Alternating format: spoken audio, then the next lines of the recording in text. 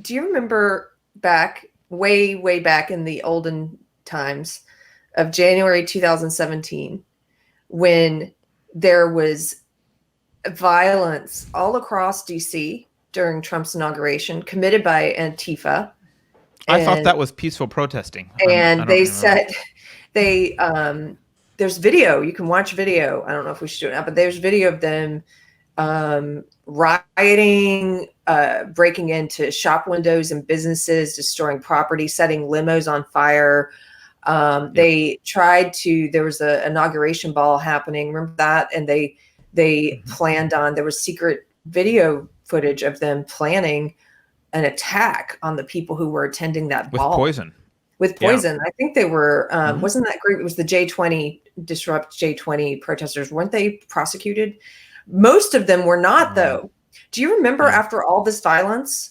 Do you remember all this violence that which was basically given a pass by the media, of course, that there were calls to drop the charges against all of those rioters? And by the way, if we want to be fair, you should use the words the media is using now. You should call them domestic terrorists and a mob and rioters. There was an insurrection, right? I believe, when Trump was There was an Trump insurrection, right? Yeah. They, Yeah. our government dropped those charges. I do have that article. I'll send you just the headlines. People can see this. Actually, I saw, it was my preacher who shared this recently, and it was like, oh yeah, remember in the way, way back time of 2017? Right. Just the, this is from NBC News. Let me send this It's easy to to get sucked into this stuff, right? Because they are so brazenly hypocritical. Yeah. Because again, we've talked about why, so we don't need to go into it. But they don't care about the truth. They don't care. They care about manipulating you. So don't fall for this crap, right?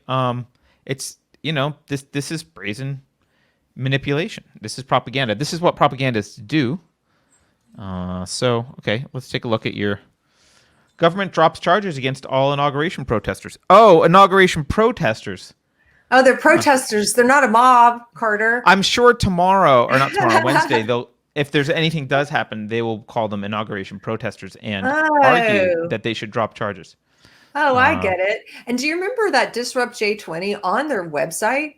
On their website, they said the purpose of all of their coordinated protests, rioting, that the purpose was they wanted to make it so unsafe in DC that they forced Trump to be inaugurated behind closed doors like the authoritarian he is, they said. And this struck me at the time. It blew me away. It's one of the things that woke you up, right? It's one of the things, this is right at when I was at the beginning of that period of being in the rubble and figuring out what I thought about things. I couldn't believe the hypocrisy. It's like, wait a minute, you are ushering in authoritarianism. You are behaving like an authoritarian. You are instigating violence so that the police and military have to come in, so that we have to have an inauguration behind closed doors because you think he's the authoritarian? Like, right. What? It's all theater to them. They wanted it to look a certain way. They wanted to make it unsafe. And I would argue that the cathedral, the powers that be, this is theater. They want DC to look unsafe. They want people to look at this and think, oh, I guess they have to do that because the violent insurrectionists. Yeah. Well, I mean, look at how I know it wasn't the majority of people that went to the Capitol on the 6th were not violent. I know that most of them were just there, right? And some people stormed the Capitol building. Mm-hmm. Those people that stormed the Capitol building, look what they've accomplished for the left.